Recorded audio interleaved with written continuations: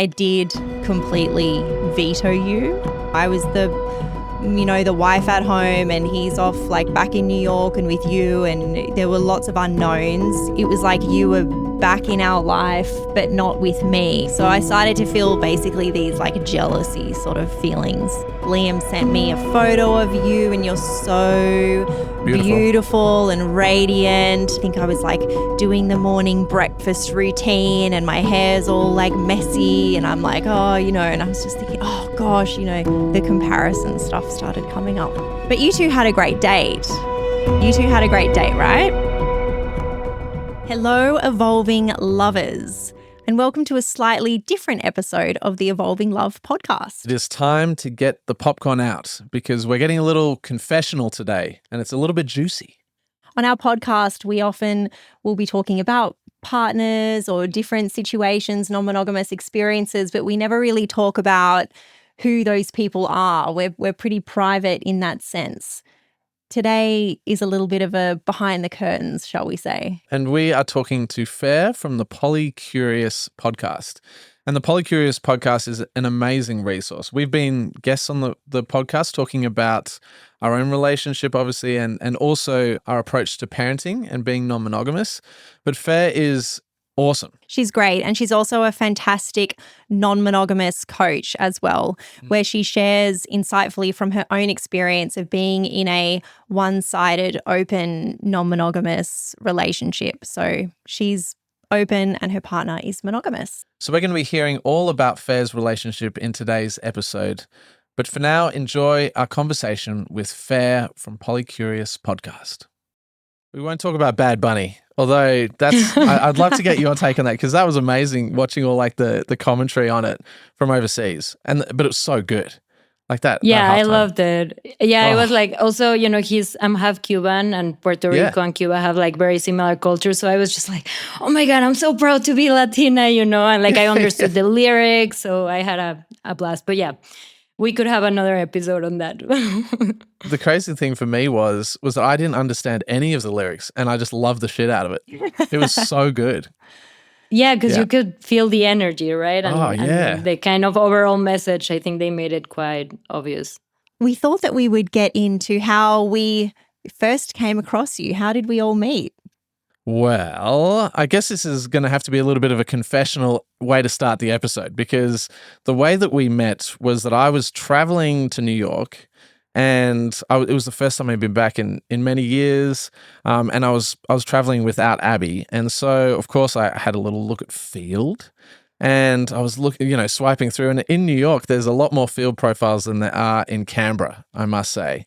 So I was swiping through and then suddenly this profile really caught my attention, and it was yours. And I remember on the profile, I think you said, and correct my memory if this is wrong, but I think you said I'm not dating currently at the moment, but I'm really interested in this, and I have a podcast as well talking about polyamory and non-monogamy. And I thought, oh, what a perfect excuse to reach out to you. Yeah, I remember that. Actually, I was just telling my mom because she's visiting, and I was like, oh yeah, I have this interview, and this is how we met. And I remember that at that point, I kept my profile going because I wanted people to hear about Polycurious through there. Yes. And you messaged me through my Instagram. And you were like, I also have a podcast about non-monogamy. And then I listened to your podcast and I was like, okay, this guy is attractive and also intelligent and like has a great relationship with his wife. And, okay, I'm down. But I was definitely coming out of a moment in my life where I had actually just started therapy and like realized that my desire to date many people or have the attention of men partly came from my traumas, from feeling abandoned when I was a kid and my parents got divorced, etc. So I was starting on that path.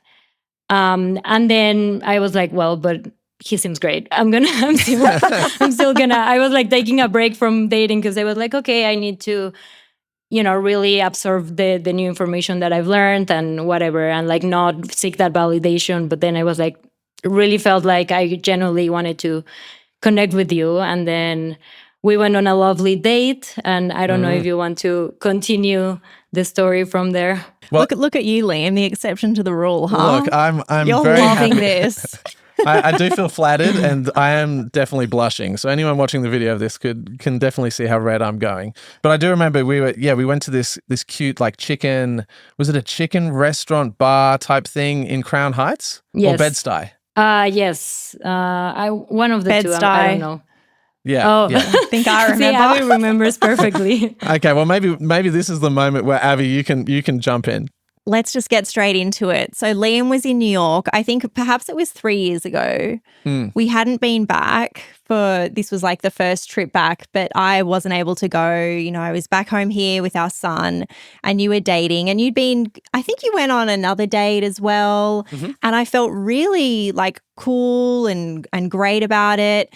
And then it was something about when you went on a date with Fer, all of a sudden I like was seizing up. And I remember you describing, and, you know, I jumped to say, yes, you're in Bed-Stuy, because I remember it very clearly. You were like, we're going to this cool place in Bed-Stuy and like chicken and like something or other, but she's not, you know, like it's like relaxed. You were sort of like, I don't know if like maybe it's a date, maybe it's not. Like, did you guys think...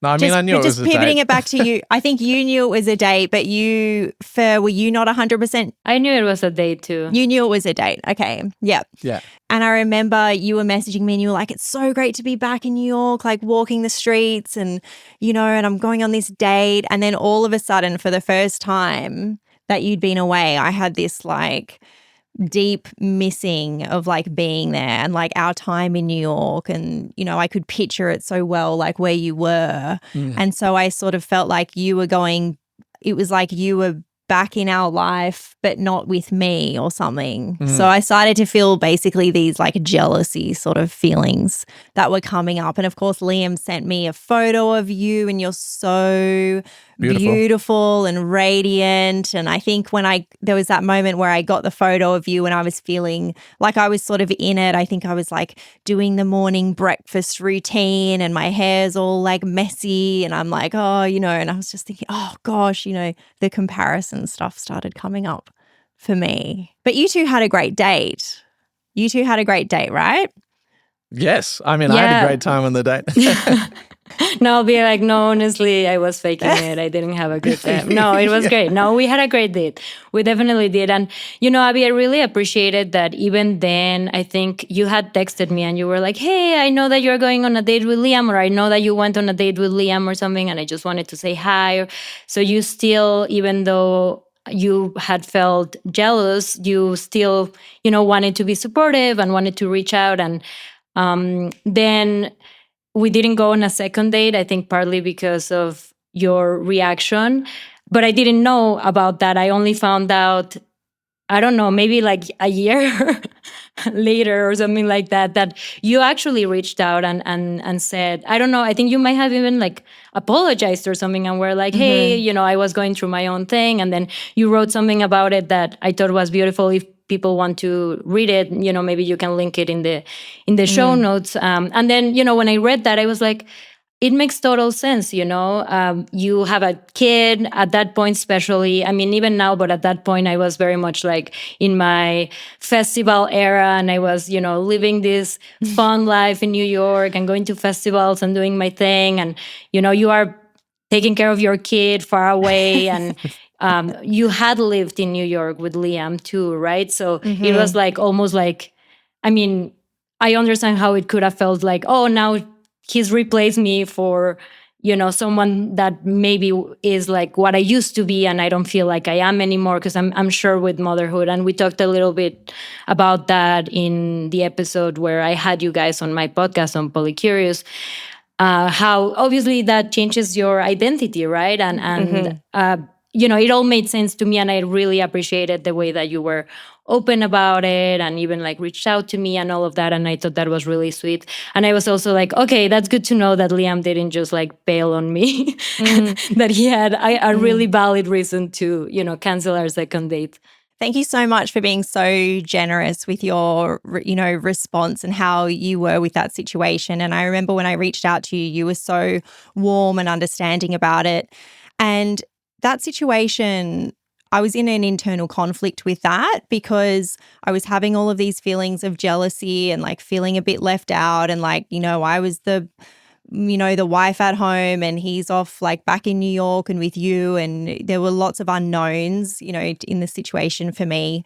And it was tricky because I was in conflict between my values, like what I value, and like my sort of philosophical beliefs, like my bigger picture thinking and values were in conflict with my emotions and what was coming up for me, and trying to like reconcile that. And that's why it's like, even though I was struggling, like I did send you that message, like have a great date, and Liam loved meeting you, and or whatever it was. And I genuinely believed that. Like I genuinely, like on my values level, that's who I am, like that's what I value. But I was like in this internal thing, and this is where I'd love to chat, share a bit about the sort of, how couple privilege things can show up. And I'm not against hierarchies or anything like that. I think hierarchies are like quite a normal like part of relationship, but I think this became quite a complex situation, I think also for Liam, because I didn't flat out say, please don't go on another date with Fer.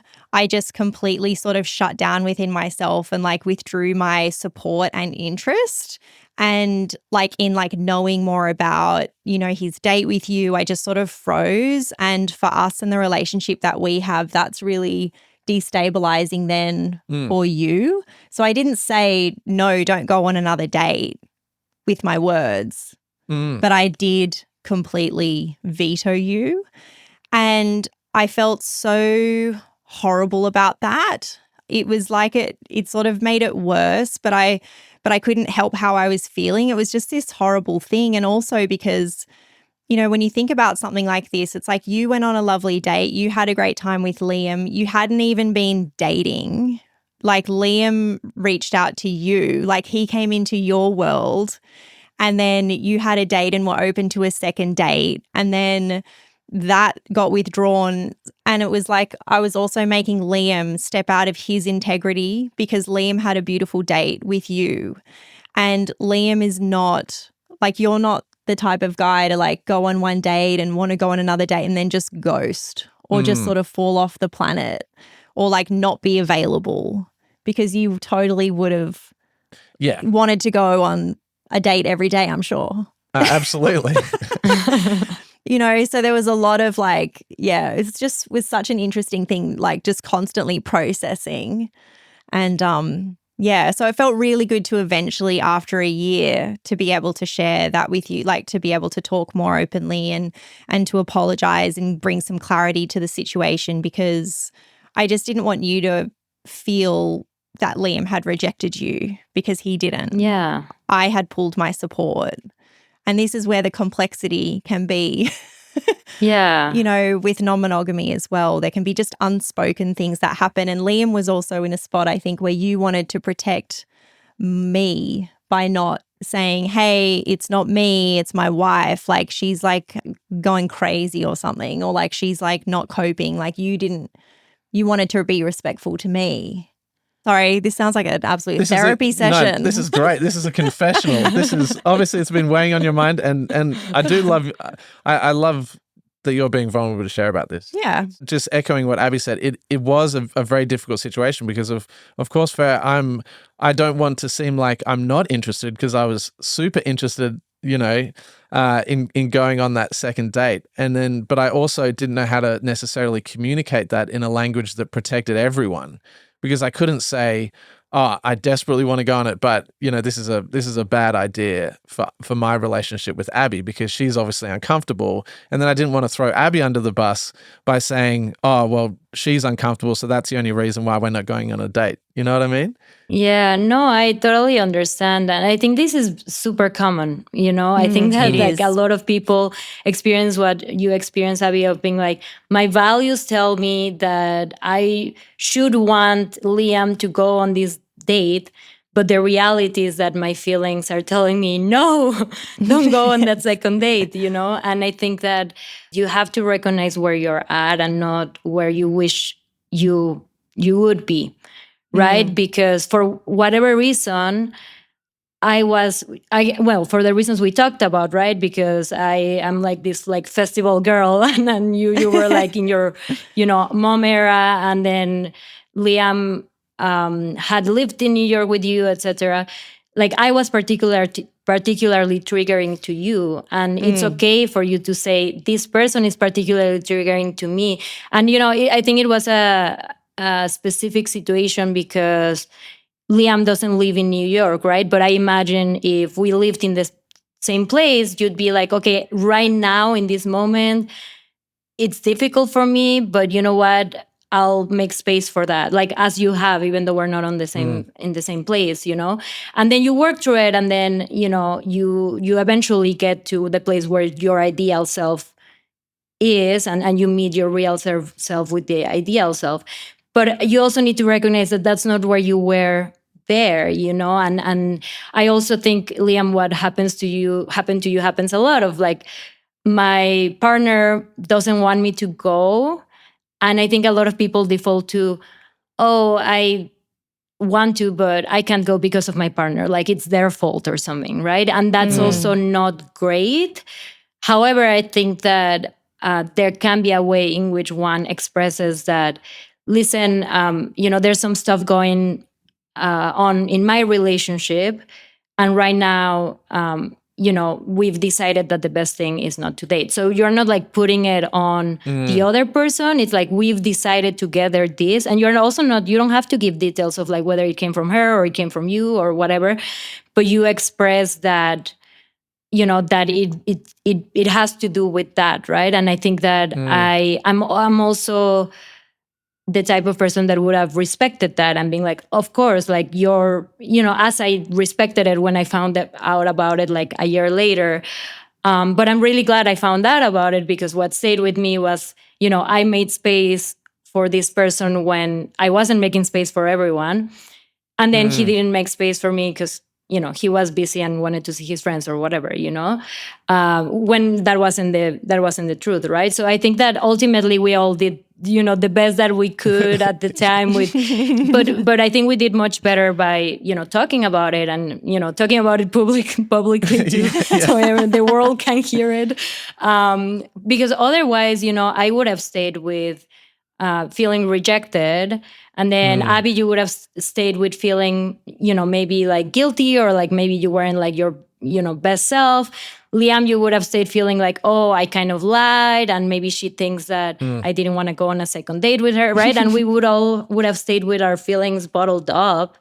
And I think this is a much better way. Like we turn it around, and it became an opportunity for connection instead of Totally. Making us feel all uncomfortable. And then next time we see each other, well, I hope one day we would see each other again. But if we were to see each other,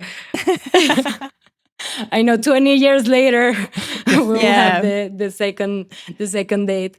If, like when we see each other again, if we didn't talk about this, maybe it would have been awkward or whatever. And I think there's a lot of situations like that in the poly world that happen just because people weren't just honest about where they stood. And I think, I also really admire, Abbey, that you can be vulnerable and talk about that, because often the feelings that are not expressed are those feelings of like, I felt jealous, I felt insecure, and everyone's kind of trying to pretend that they don't feel jealous or insecure when you just admit it and work with it and talk about it, even with the people that, were the subject of those feelings.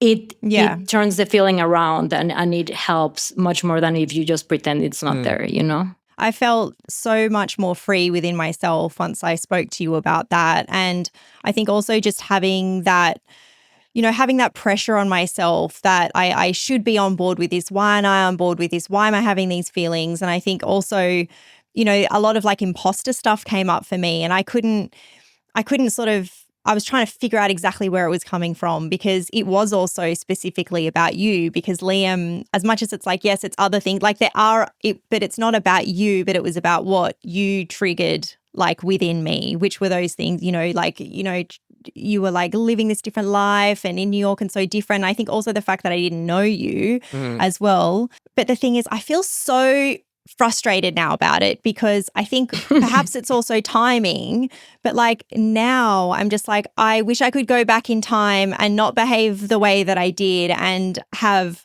you know, come at that situation with who I am now, because I absolutely adore you. And I'm like, you would be a dream like Metamours. Like I could imagine us being friends, like, you know, just this, I feel so differently now to like where I was at in that moment that I'm like, God damn it. You know, timing. Sometimes it's I just feel the time. same.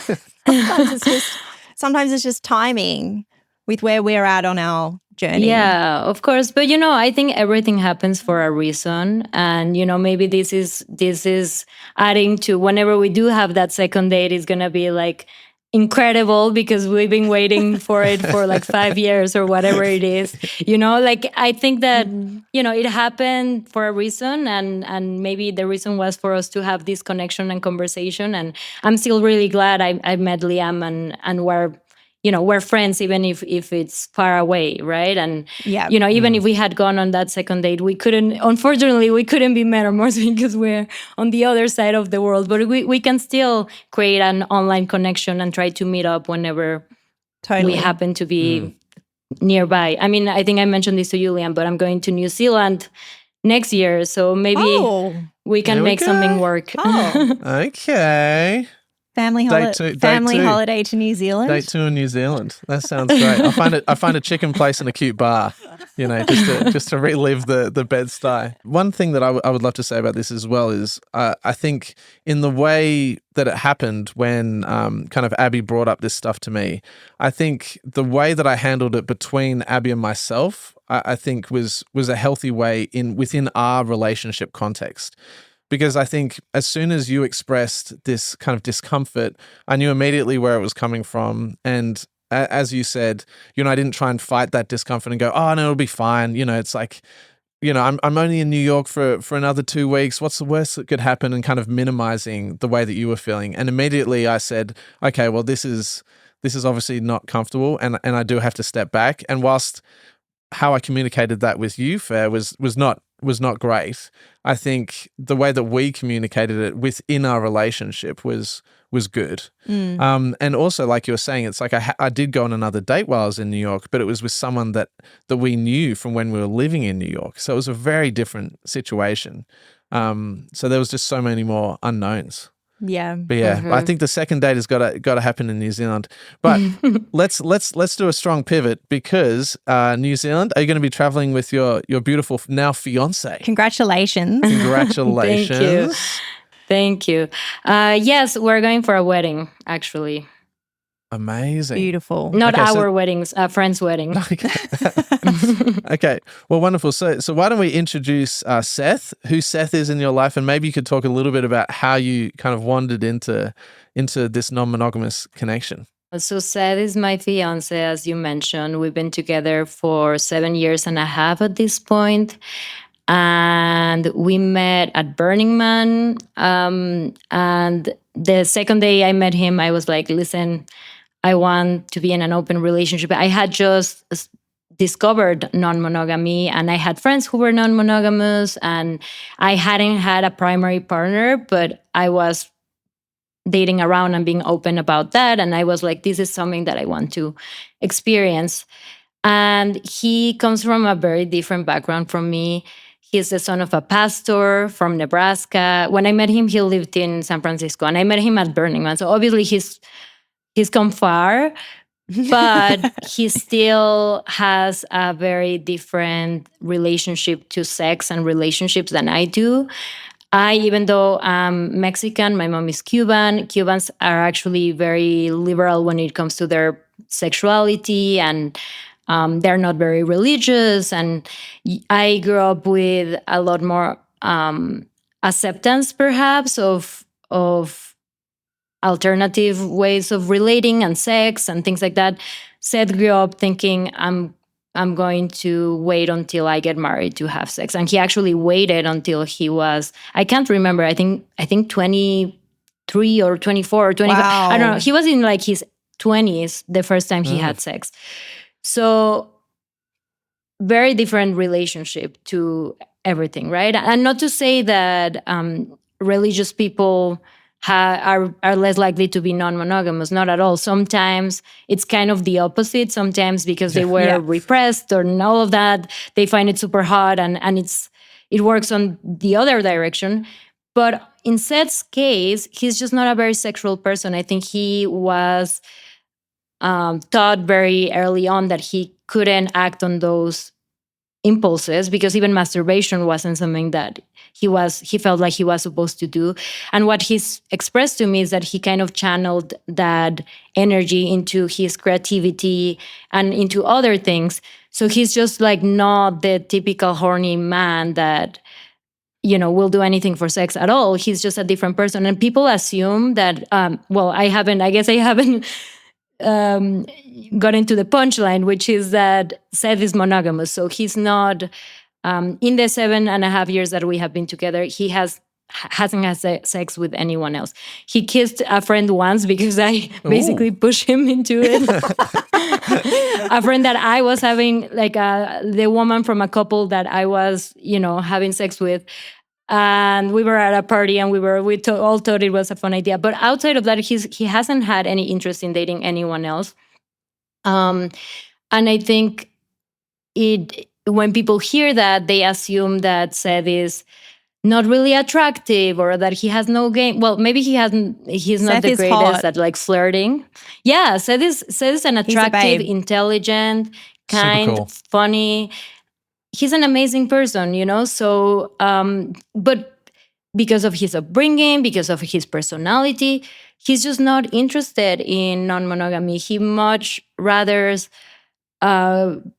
be home and work on his projects and play video games and watch TV and drink wine and whatever, make a bench or whatever he's doing at the moment, than like going on field and trying to find dates. That's not something that he finds value in. However, he's been great at accepting how I am, which is totally different. So we opened up our relationship slowly. We were monogamish because I did go to a couple of play parties for 2 years before we truly opened up the relationship. But he had that intention of opening up, and he was the one that kind of like even led us through it, even though now I'm the coach. But he was like, okay, what I feel like I need is for us to go in stages, and we'll be on one step for a little while, and then when I get comfortable, we'll move to the next one, etc. And we have honestly the healthiest relationship that I know of. And all of my poly issues have been with my other partners, never with Seth.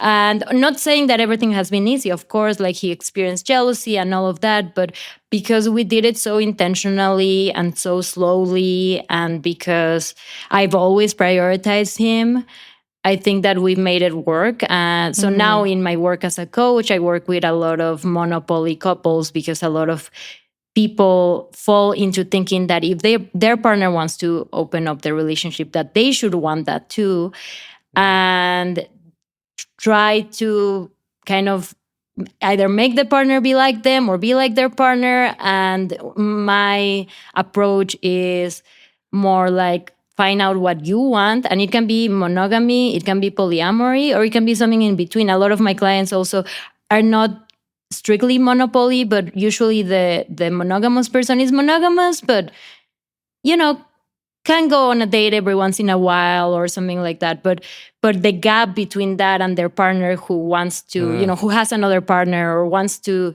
do something else is so great that they struggle a lot with just accepting that they're different.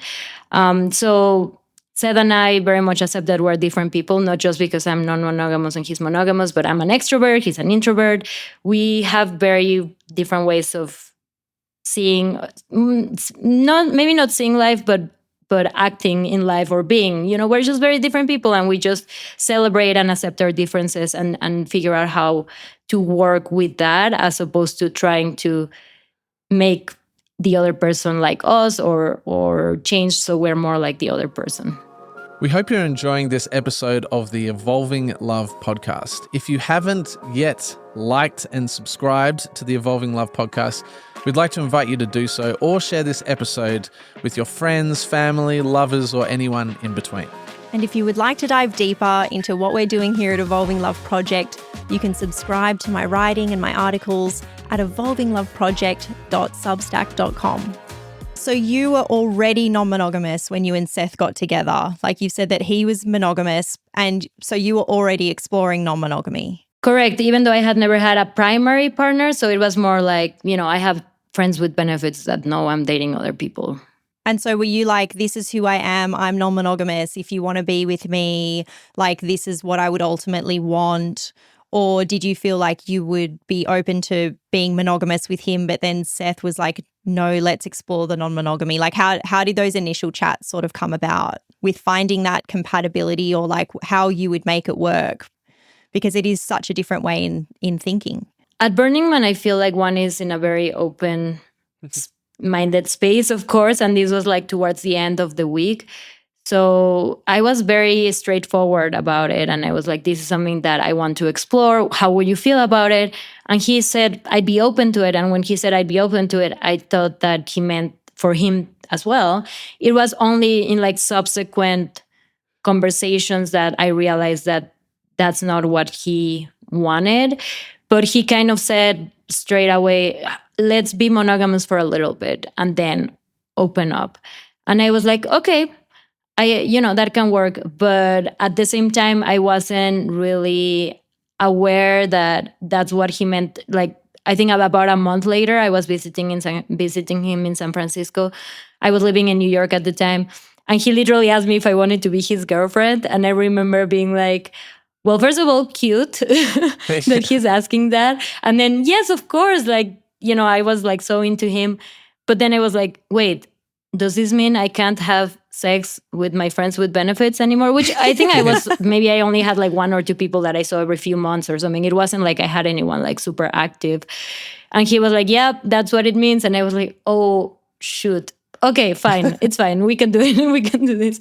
So yeah, I was like, okay, I'm okay with it. But I definitely got impatient as time went on. And I was like, because he was like, okay, you can go to play parties. So I did that, but play parties can be fun, but it's not really what attracts me about non-monogamy. And I found myself going to play parties, kind of looking to hook up because I knew that was my one and only chance. And then finding myself in situations with people that maybe weren't the best people to, hang out with or have sex with. And then I had a conversation with him and I was like, listen, babe, I have friends that I trust and I know and I, like having sex with. Like, can I just see one of those friends instead of going to a play party, And then he was like, yeah, but, I'd feel more comfortable if it's like someone that you've seen before, because if it's someone that I've seen before, that means that I don't like them enough to want them as my boyfriend, right? Or whatever, because, I picked Seth over them already. A new person, I think, was more intimidating. So it was like, yeah, well, if you've seen them before, and, hopefully they also have a partner. And, there were still kind of conditions to that.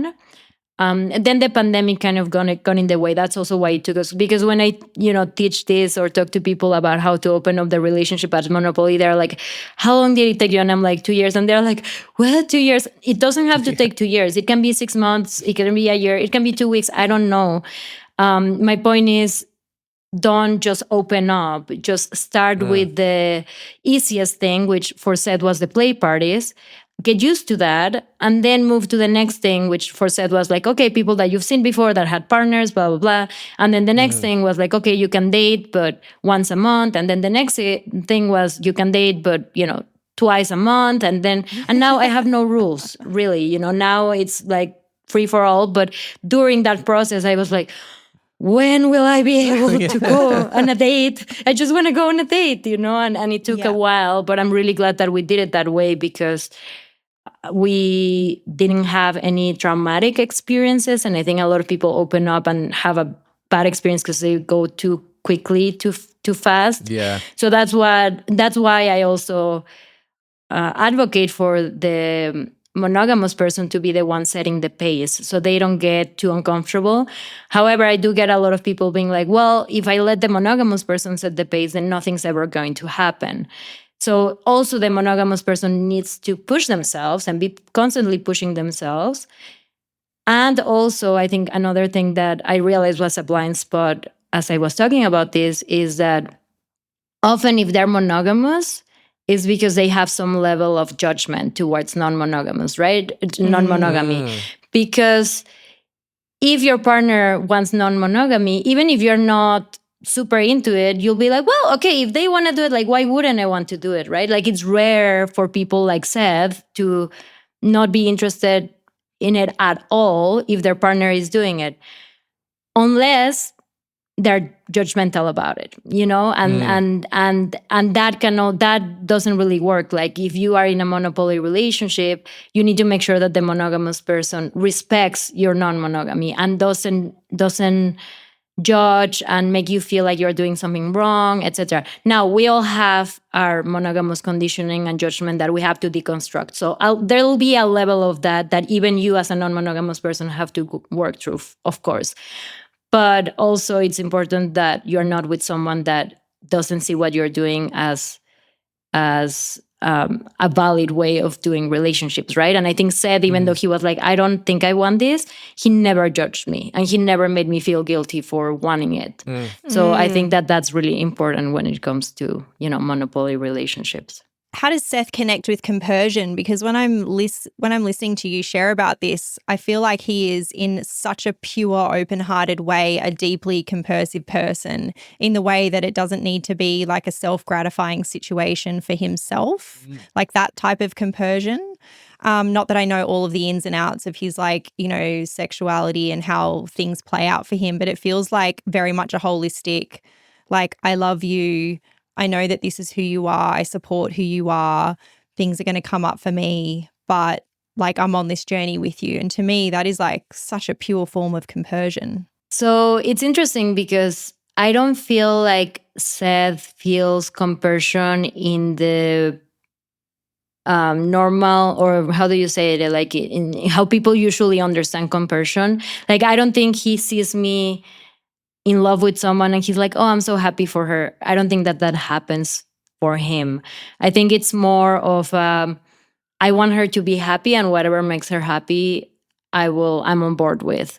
And he's just happy that I'm able to express my full self. He sees the benefits for our relationship as well.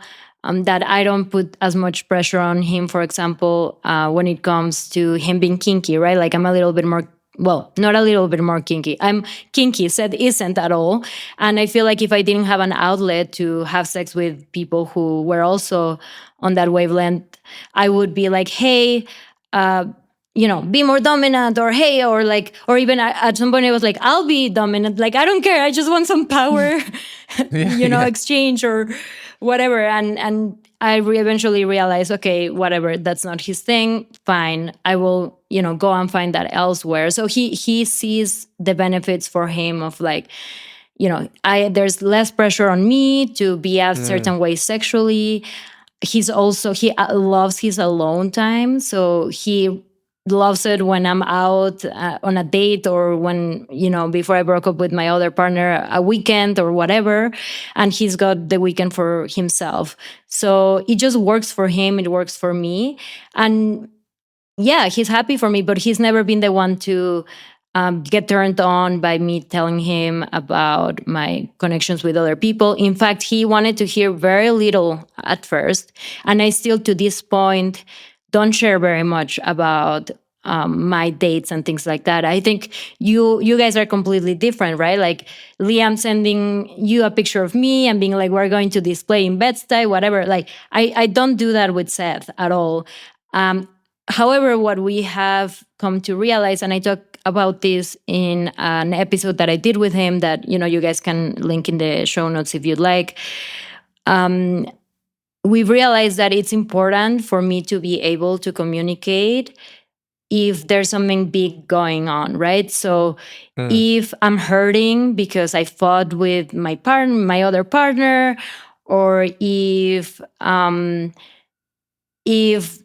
I don't know, like there's like a big status update of, okay, like what's going on with this person, right? Like we've had those conversations, like how are you feeling about this relationship? Like, is it mostly sexual or what is it? And I'm like, well, it was mostly sexual. Now it's a partnership, and we talked about partnership. Blah, blah. Like of course I give him the general overview of what's going on. Or again, if I fought with my other partner, something that I thought was really sweet is that, Seth would be there for me and hear me out and, be a shoulder to cry on and give me advice, like really valuable advice and all of that.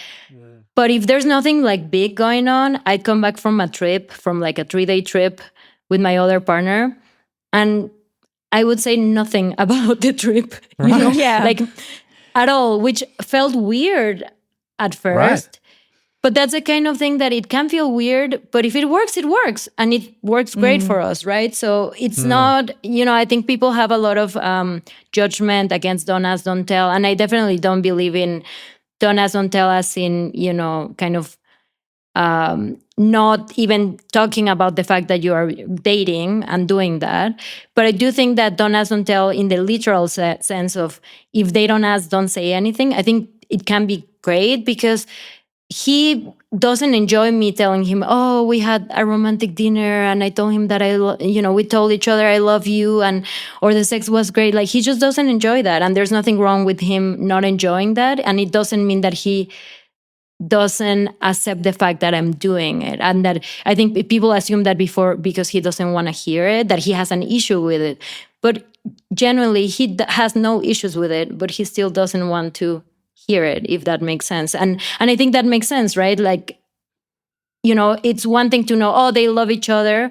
Another thing is to read a text, oh, I love you, or like knowing the details, right? You can know the general, like what's happening generally, but you might not want to know the details. For some reason, the details can be more hurtful than just like knowing generally what's going on, Well, I'm really interested in those initial feelings of jealousy that he felt. Did he find that it was too much information that was making him jealous, and then as soon as you removed the information? Or was it a situation where it would have helped if he knew the person, like if he'd met the person himself, like in a social setting? Like, I know for Abbey and I, she often can feel jealousy when she hasn't met the person. In a similar situation to us going on a date in New York, if she had met you beforehand, there would have been absolutely no issues because she would have loved you. And so that's the interesting thing with our relationship. But it sounds like it might be slightly different with yours. Is that the case, or how did you go navigating all of those jealousies? Somehow, again, I'm really impressed with Seth, because somehow he knew exactly what he needed, and he said, I don't want to hear anything from the beginning. So he didn't push himself. And this is something that I also recommend people do. We were talking about earlier, your ideal version of yourself versus what you can handle, right? So a lot of people have an ideal version of themselves that can hear everything and feel compersion and all of that. So they're like, because I want to be that way, tell me everything. But the reality is that they don't like hearing details. So you have to honor where you're at. And as time has gone on, I can share more and more details. And I still don't share much, but now I can be like, oh, I went to this restaurant. Should we go check it out? Or whatever. Like, I can talk more about it. But back then, especially at the beginning, he wanted to know nothing. So it found it even more weird, because it was like, I'd come back from the date and we pretended that like nothing happened. And actually, when I came back from the date, as it happens to a lot of us, you come reinvigorated and wanting to connect with your partner. And, I wish that, and sounds like you guys have that relationship. I wish that I could have gone back and had sex with Seth and talk about what happened with the other person and, be in that world. But he felt weird that I came back with that sexual energy. And he was like, babe, I actually need you to give me space when you get back, so I don't act in a way that I don't want to act with you. Because when you come back with that energy, I feel like resentful that, that you got that energy from someone else or whatever. But I know that you did nothing wrong because I agreed for you to go on this date, and I don't want to treat you in a way that you don't deserve. So just give me space and let me process my feelings, and you can approach me more later. And it's not like I needed to leave him completely alone. It's just that I couldn't try to be on top of him and try to cuddle him and kiss him. Like, he's like, I need a little bit of space. We can share space together, watch TV together, whatever, but I don't want to have sex until the day after or 2 days after, when I've kind of like cleansed my palate from the experience of seeing you excited about the person, right? So, and now it's fine. And now, that's not really a factor much. He still doesn't enjoy hearing about it, unfortunately for me, but I don't need to give him space anymore. But at first, that's what he needed. And I think that what I really appreciated about him, again, is that he never made me feel guilty about what I was doing, right? I think other monogamous people, if they have that reaction, they would just take it on their partner of, again, the judgment, like I just feel weird. Like, why do you need that energy from someone else when I don't need that, or whatever? And Seth was very careful about not judging me and not letting his feelings affect me. And at the same time, he was honest about his feelings. Like, he was like, yeah, I feel jealous. And that was difficult. But if there wasn't anything I could do, then, he would just deal with it on his own. So does this mean Seth has never met any of your partners ever? Oh, yeah. Sorry. That was the other part of the question. No, he's met all of them. Because all of the, well, I mean, I've only had like one actual partner, but he's met all of the people that I've dated, because all of them were friends first.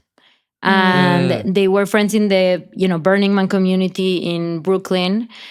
Now I'm in Colorado, but when I was in Brooklyn, he would meet them at parties, or they would even like come to our place for a gathering or something. And then I'd be like, hey, I'm interested in this person that you met the other day. And sometimes it'd be people that he knew and, friends of him, not as close as they were to me, but still friends.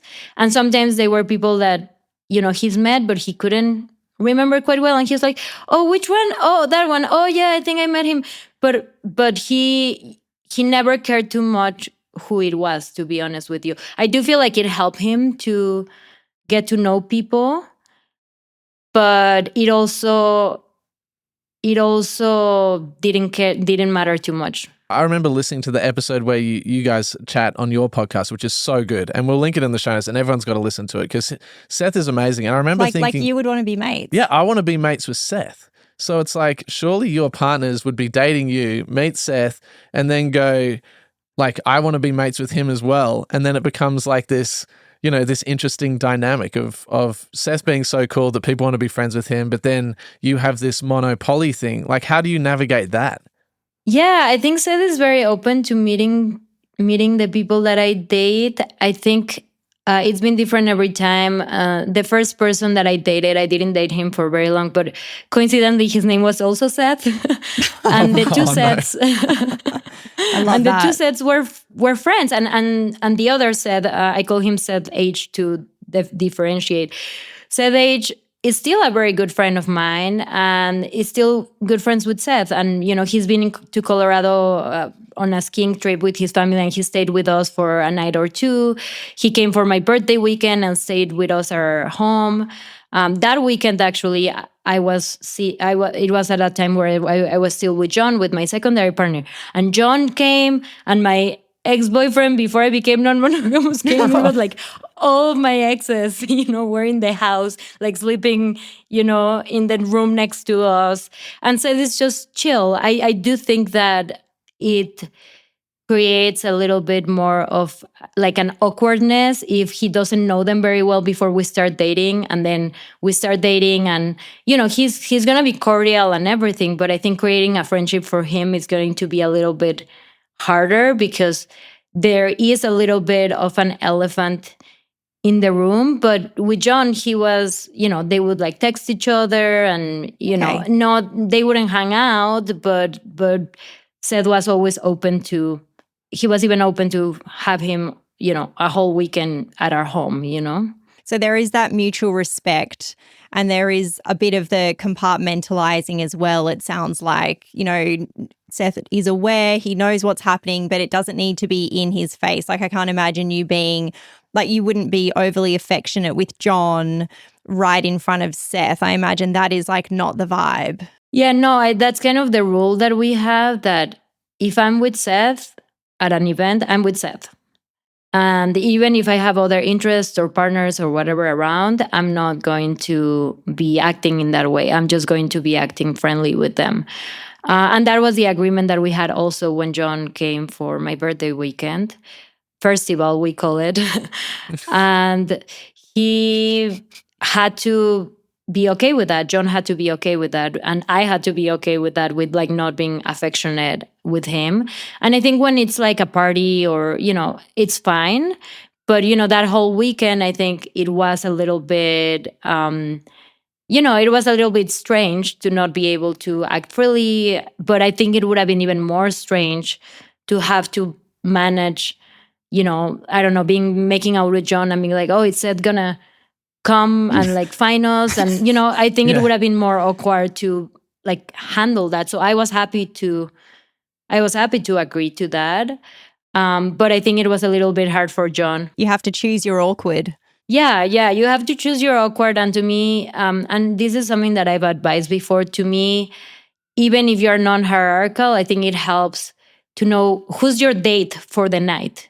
You know what I mean? Yep. And because Seth doesn't go out as much, a lot of the times I'm going out on my own, or I was going out with John or whatever. We were long distance, but I had a lot of opportunities where John was my date at festivals and whatever. But because this time it was at our home, it made sense that my date would be Seth. But it did create an interesting dynamic where, because Seth is not, again, because of his religious background, he has a harder time being affectionate, in public, and he was also in host mode, and he was kind of, really focused on making the experience great for everyone, that he kind of, forgot a little bit to be affectionate with me. And then I was feeling like I can't be affectionate with John, and I can tell that, John is dying to be affectionate with me.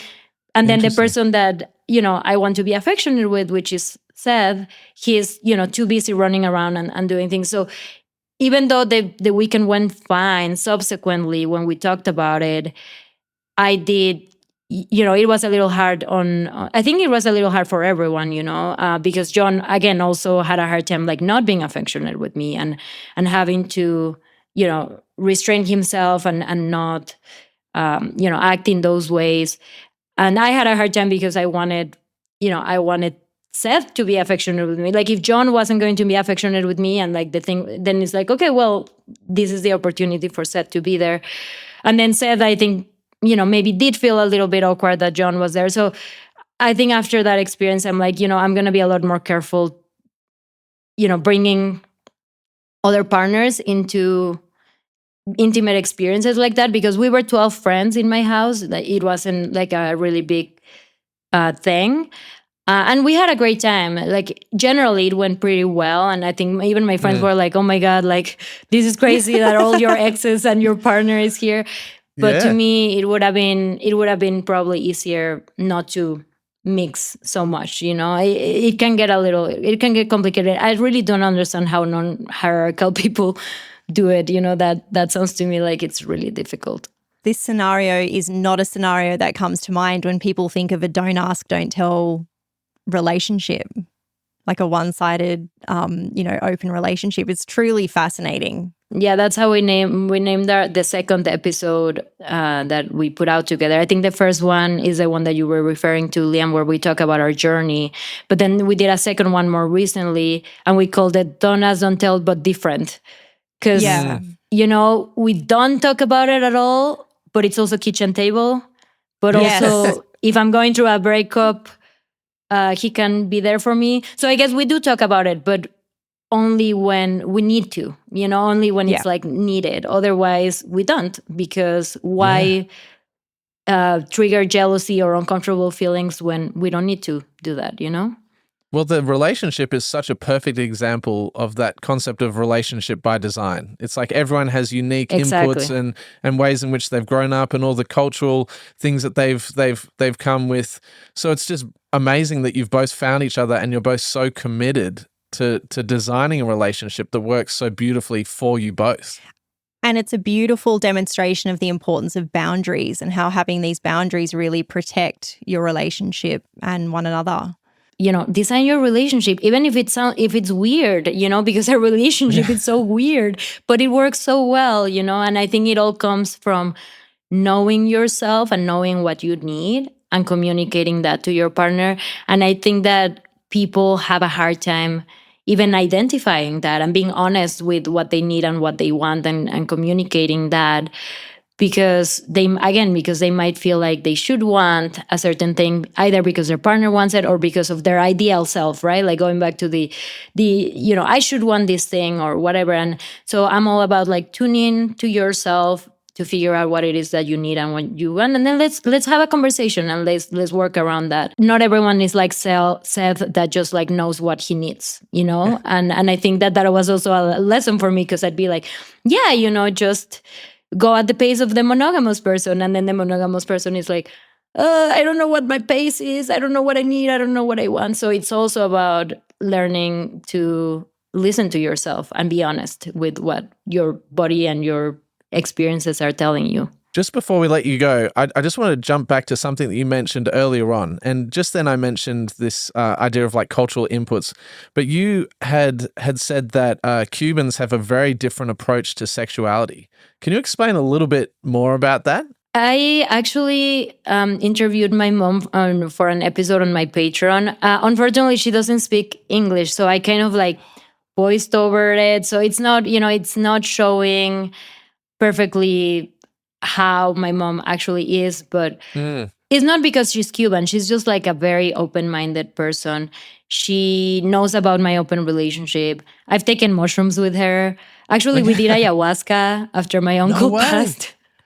Wow. I'm going to do a Patreon episode on that, as well. So she's a very open-minded person. So it's not just, Cubans, but when I interviewed her and I was like, why do you think Cubans are like this? And I think it partly has to do with the revolution, because with the revolution came the dismantling of religion, basically. So there's still religion in Cuba for sure, and there's also there's different religions and all of that, but the culture is very sexual. And I don't know if it also has to do with the fact that before the revolution, it was kind of where Americans went to, have sex with beautiful women. And I think that also, even to this day, there's a name for men or women who try to get with foreigners to leave the country because of the embargo, and often that, that's true. Their charisma and their sexuality. It is an island that has like a mix of cultures, European, African, American. It's like hot, so people are, have to show their bodies, dancing, salsa is a big part of it. Ooh. Exactly. So it's a very, I find it a very sexual, and people talk about sex all the time. Like, I find it a very sexual culture. And I'm half Mexican too. And Mexicans are not like that at all. So I also feel like that's why I'm so, confident in my sexuality. And I have such an easy time talking about it, because of that cultural background that I have. And I feel like it's almost my responsibility, because not many women have the upbringing that I had. Wow. A real celebration of sexuality and expression. Well, Fer, I think it has come to that time of the podcast, which I honestly cannot believe that the time has flown. The time has flown. We know that you have things to do, and I'm gutted. I feel like we've been talking for about 10 minutes. We're just getting started. I know, it flew by. Well, we're going to have to figure out this New Zealand situation. I mean, Yes. selfishly, because one, I want to meet Seth, and two, I want that second date. So I'm sure Seth would love to meet you guys, and I also love to have that second date. So we'll sort it out. I mean, it's not until next year, so we have some time. we got time Plenty to of plan. I got time. time to learn some salsa dancing. Abby can learn salsa. We can go salsa dancing together Hilarious. as well. Yeah. You. I know. Abby's going to be teasing me about this for the rest of the day. But yeah, thank you so much for joining us. And we'll put a link to your incredible podcast, Polycurious. It's such a great It's resource so good, guys. for anyone non-monogamous or polyamorous or interested in these types of things. And all your work as a coach as well. But thank you so much for joining us for a chat. Thank you so much for having me. And I'll have you guys on Polycurious again, because last time we talked about your role as parents and non-monogamy and all of that, but I want the full scoop of your whole story. So people stay tuned for that for an upcoming episode. But thank you so much for having me.